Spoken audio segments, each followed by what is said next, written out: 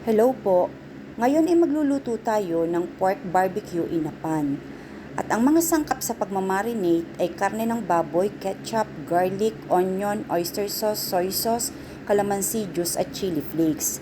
Sa isang bowl ay pagsamasamahin natin ang lahat ng ito. Ang toyo, ang calamansi, ang ketchup, ang garlic, onion, oyster sauce, soy sauce, calamansi juice, chili flakes at haluin lamang ito ng maayos.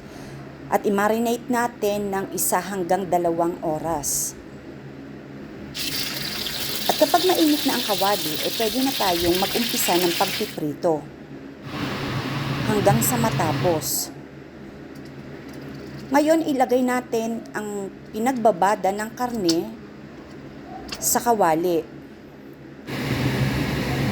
Hayaan natin itong kumulo, bali-balik ta rin lamang. At kapag kakaunti na ang sabaw o malapot na, ay pwede na itong hanguin. At ngayon ay luto na ang ating pork barbecue inapan.